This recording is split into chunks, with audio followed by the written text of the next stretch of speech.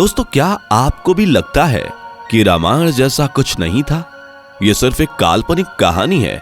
अगर हां, तो आज हम आपको रामायण के 16 ऐसे जिंदा सबूत दिखाएंगे जिन्हें देखकर आप भी दंग रह जाएंगे। नंबर 16, रावण का महल। रावण रामायण का वो पात्र था जिसके बिना रामायण अधूरी है। आपको जानकर हैरानी होगी, लेकिन श्रीलंका के लंकापति रावण के महल के अवशेष आज भी मौजूद हैं। ये वही महल है जिसमें रावण अपनी पटरानी मंदोदरी के साथ रहा करता था। इस महल को पवनपुत्र हनुमान ने लंका के साथ जला दिया था। इस जले हुए महल के अवशेष आज भी यहां देख सकते हैं। नंबर 15, पानी में तैरने वाले पत्थर राम सेतु। दोस्तों, राम सेतु एक ऐसा पुल था जिसके पत्थर पानी में तैरते थे। सुनामी के बाद रामेश्वरम में उन पत्थरों में से कुछ पत्थर अलग होकर जमीन पर आ गए, लेकिन शोधकर्ताओं ने जब उसे दोबारा पानी में फेंका तो वो तैर रहे थे, जबकि वहां मौजूद दूसरे पत्थरों को पानी में डाला गया तो वो डूब गए। नंबर 14, कोबरा हुड केव। रामायण के अनुसार जब रावण ने सीता माता का हरण किया तो वो सीधे उन्हें लंका नहीं ले गया, बल्कि पहले रावण ने सीता माता को इस गुफा में रखा था।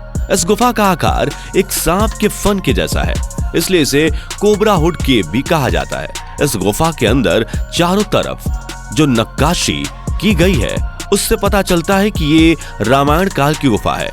आज भी श्रीलंका में ये मौजूद है। नंबर 13, द्रोणागिरी पर्वत। युद्ध के दौरान जब लक्ष्मण जी को मेघनाथ ने मूर्छित कर दिया था और उनकी जान जा रही थी, तब हनुमान जी संजीवनी लेने द्रोणागिरी पर्वत गए थे। उन्हें संजीवनी की पहचान नहीं थी, तो उन्होंने पूरा पर्वत ले जाने का निर्णय लिया। युद्ध के बाद उन्होंने द्रोणागिरी को यथास्थान पर पहुंचा दिया, लेकिन आज भी श्रीलंका के उस स्थान पर जहां लक्ष्मण जी को संजीवनी दी गई थी, वहां हिमालय की दुर्लभ जड़ी बूटियों के अंश मिलते हैं, जबकि पूरे श्रीलंका में ऐसा कहीं नहीं होता है। और हिमालय की जड़ी बूटियों का श्रीलंका में पाया जाना इस बात का बहुत बड़ा प्रमाण है। नंबर 12, हनुमान जी के पैरों के निशान। हनुमान जी ने जब माता सीता की खोज के लिए समुद्र पार किया था तो उन्होंने विशाल रूप धारण किया था। फिर वे आसमान के रास्ते से समुद्र पार करके श्रीलंका पहुंच गए थे। ऐसा कहा जाता है कि जहां जहां उन्होंने पहले कदम रखे वहां वहां उनके पैरों के निशान बन गए। यह निशान आज भी वहां की चट्टानों पर मौजूद हैं। इसके अलावा रावण ने माता सीता का हरण करके उन्हें अशोक वाटिका में बंदी बनाकर रखा था। उसके पास एक झरना भी है। इसी झरने के पास हनुमान जी के पैरों के चिन्ह मिले हैं। कार्बन डेटिंग से चेक करने पर इन पैरों के निशानों की उम्र लगभग 7000 वर्ष पुरानी बताई गई है। इसके अलावा भी बहुत सी ऐसी जगह हैं जहां पर भगवान हनुमान जी के पैरों के निशान आज भी देखने को मिलते हैं। नंबर 11, अशोक वाटिका। दोस्तों, जब रावण माता सीता का हरण करके ले गया था तब उसने माता सीता को अशोक वाटिका में रखा था। ये जगह आज भी श्रीलंका में मौजूद है। साल 2004 में पंजाब के बांगा इलाके के रहने वाले अशोका कैथ ने श्रीलंका में अशोक वाटिका की खोज की थी। इस क्षेत्र में लाखों की तादाद में आज भी अशोक के लंबे लंबे पेड़ मौजूद हैं। अशोक के पेड़ों की संख्या ज्यादा होने की वजह से ही इसे अशोक वाटिका कहा जाता है। आज इस जगह को सीता एलिया के नाम से जाना जाता है, जो नुब्रा एलिया नाम की जगह के पास स्थित है। बता दें कि यहाँ आज सीता का मंदिर है और पास ही एक झरना भी है। नंबर 10, रावण का शव। जी हाँ दोस्तों, रावण का शव इस बात का सबसे बड़ा प्रमाण है कि रामायण एक काल्पनिक कहानी नहीं है। लेकिन ये कहाँ है और कैसे मिला, ये जानने से पहले अगर आपने हमारी वीडियो को लाइक नहीं किया तो फटाफट कर लीजिए। दरअसल ऐसा माना जाता है कि रैगला यानी कि रनागिल के जंगलों के बीचों बीच एक विशाल पहाड़ी पर रावण की गुफा है, जहां उसने घोर तपस्या की थी और आज के समय में उसी गुफा में उसका शव सुरक्षित रखा हुआ है। हालांकि रैगला के घने जंगलों और गुफाओं में कोई नहीं जाता है, क्योंकि यहाँ जंगली और खूंखार जानवरों का बसेरा है। रैगला के इलाके में रावण की यह गुफा 8000 फुट की ऊंचाई पर स्थित है, जहां 17 फुट लंबे ताबूत में रावण का शव रखा हुआ है। आपको बता दें कि इस ताबूत के बाहर एक खास तरह का लेप लगा हुआ है, जिसकी वजह से यह ताबूत हजारों साल से जैसा था वैसा ही है और आगे भी वैसा ही बना रहेगा। नंबर 9, लंका की काली मिट्टी। लंका की काली मिट्टी भी इस बात का सबसे बड़ा प्रमाण है कि रामायण काल्पनिक नहीं है। दरअसल जब माता सीता को बचाने गए हनुमान जी ने पूरी लंका को जलाकर भस्म कर दिया था, तब वहां की मिट्टी पूरी तरह से काली हो गई थी, जो कि आज तक काली ही है। इसलिए आज भी आपको श्रीलंका में कई जगहों की मिट्टी बिल्कुल काली नजर आएगी। नंबर 8, सुग्रीव की गुफा। आप तो जानते ही हैं कि बाली के डर से सुग्रीव एक गुफा में जाकर छुपे थे और वो जिस गुफा में रुके थे वो गुफा आज भी मौजूद है। रामायण के अनुसार बाली ने तुदुम्बी नामक राक्षस को मारकर उसका शरीर कुछ दूर फेंक दिया था। हवा में उड़ते हुए तुदुम्बी के खून की कुछ बूंदें मातंग ऋषि के आश्रम के ऊपर गिर गईं। ऋषि ने अपने तप के बल पर यह जान लिया कि यह किसकी हरकत है।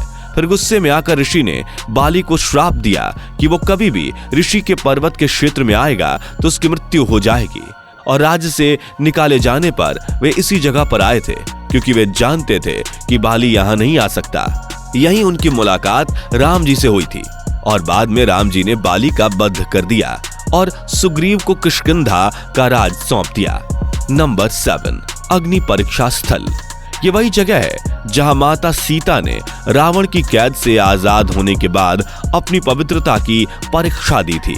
असल में अशोक वाटिका में वहिता अंबन मंदिर मौजूद है, जहां से कुछ ही दूरी पर है देवनार पोल। इसे अग्नि परीक्षा कुंड भी कहा जाता है क्योंकि यहां माता सीता ने अग्नि परीक्षा दी थी। नंबर 6, अग्निकुंड। प्राचीन पत्थरों से बना यह अग्निकुंड आज भी सुरक्षित है। कहा जाता है कि जब हनुमान जी माता सीता की खोज में निकले तो वे सबसे पहले इस अग्निकुंड में ही पहुंचे थे और यहीं रहकर उन्होंने माता सीता की रिहाई की योजना बनाई थी।